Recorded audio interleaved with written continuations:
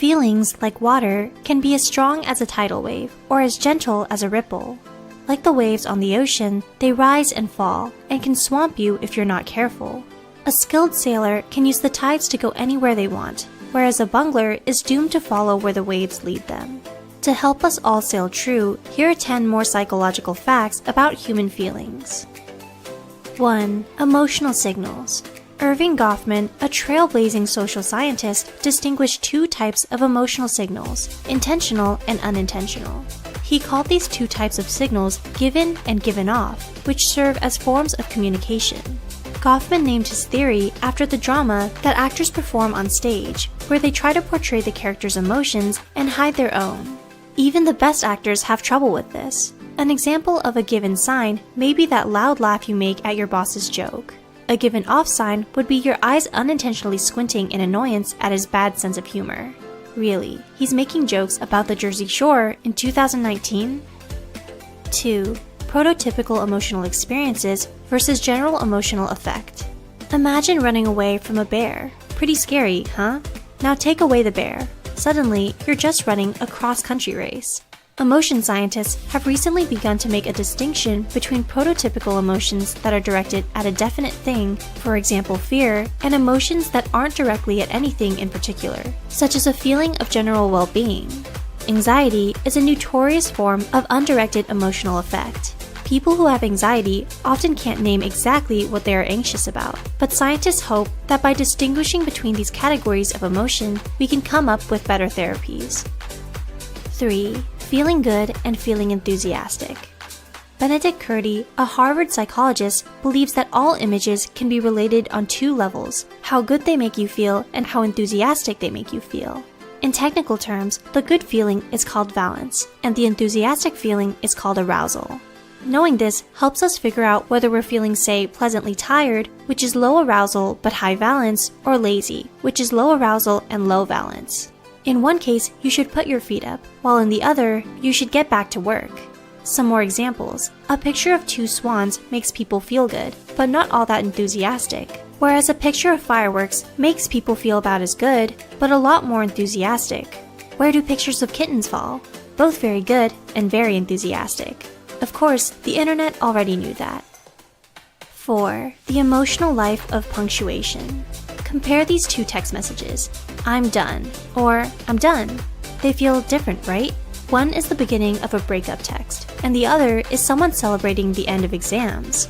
Psychologists believe that punctuation in text messages can replace nonverbal cues used in conversations. While texting became popular, some people worried that it would lead to us forgetting how to relate to each other. It turns out that text messaging isn't the end of the world.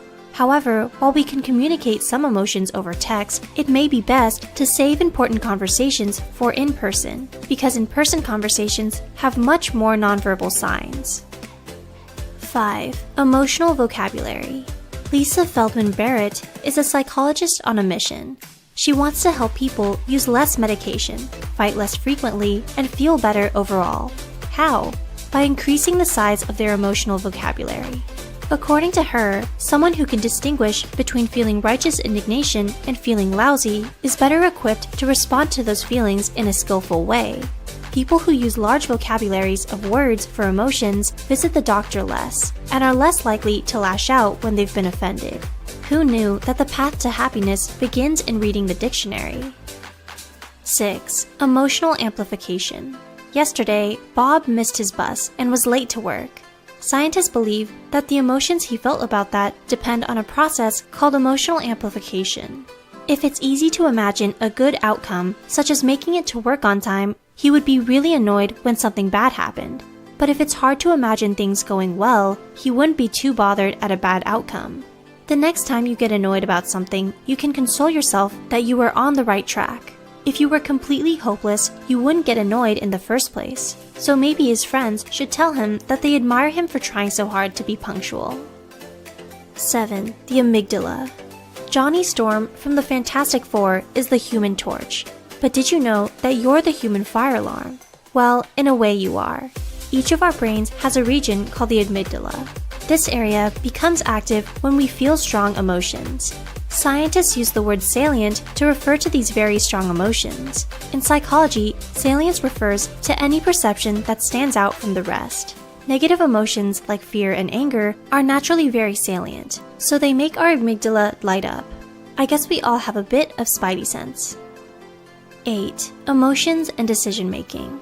Psychologists are starting to discover that our decision-making process is intimately wrapped up in our emotions, in both good and bad ways.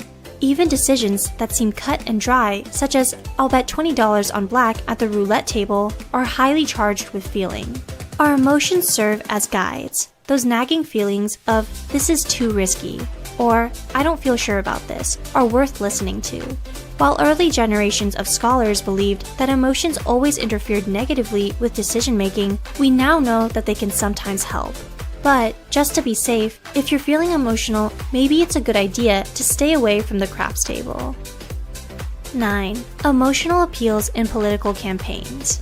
Politicians aren't known for being the most honest people, but there does seem to be a method to their madness. Researchers studying the 2004 US presidential election found that political ads generally followed a set pattern.